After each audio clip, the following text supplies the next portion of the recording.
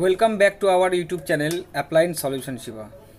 তো সবার আগে আমরা বলে নিই, আমরা যে এসিটা চেক করতে এসেছি এটার প্রবলেম হচ্ছে এসিটা কিছুক্ষণ পরই মানে 3 মিনিট পরেই E1 এরর চলে আসে।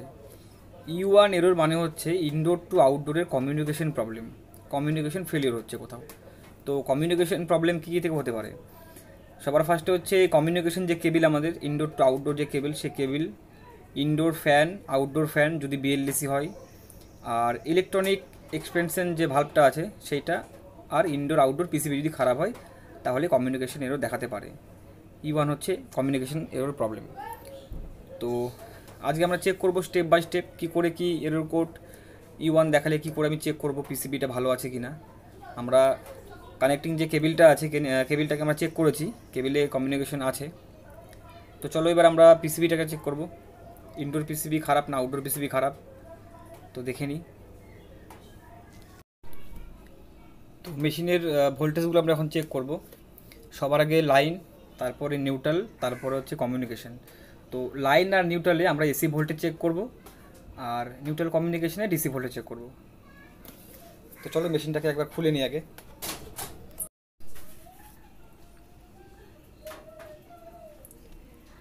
তো আউটডোর পিসিবির উপরে সব এরর কোডগুলো দেওয়া আছে এখানটা।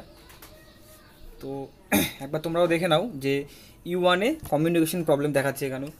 তো চলো এবার আমরা একবার চেক করে নিই ভালো করে যে ইনডোর টু আউটডোরের যে কমিউনিকেশন প্রবলেম সেটা কোথা থেকে হচ্ছে, ইনডোর পিসিবি থেকে নাকি আউটডোর পিসিবি থেকে।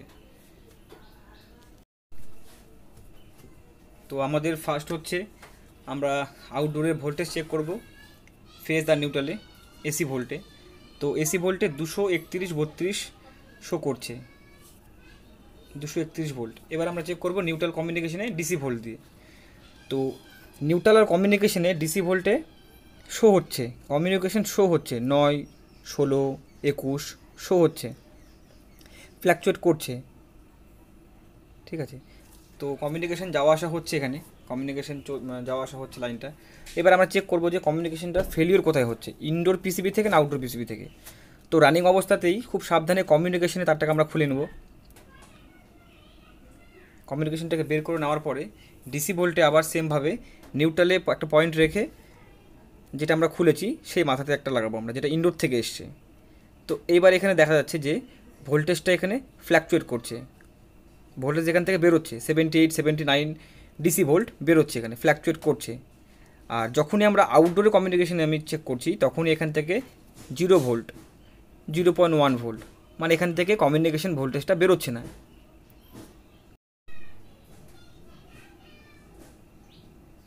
তো ইনডোর থেকে যে ভোল্টেজটা বেরোচ্ছে সেটা কিন্তু স্ট্যান্ড বাই না, সেটা কিন্তু ফ্ল্যাকচুয়েট করছে। স্ট্যান্ড বাই মানে যদি থাকে কোনো ভোল্টেজ যদি একদম ফিক্সড থাকে, হয়তো 10 ভোল্ট ফিক্সড, নড়ছে না, আপ ডাউন করছে না, তাহলেও কিন্তু পিসিবি খারাপ। তো এটা যেমন ফ্ল্যাকচুয়েট করছে, ইনডোর পিসিবিটা ভালো আছে, আউটডোর থেকে লাইনটা বেরোচ্ছে না। তো এইভাবে আমরা একটা আউটডোর পিসিবিকে চেক করে নিতে পারি।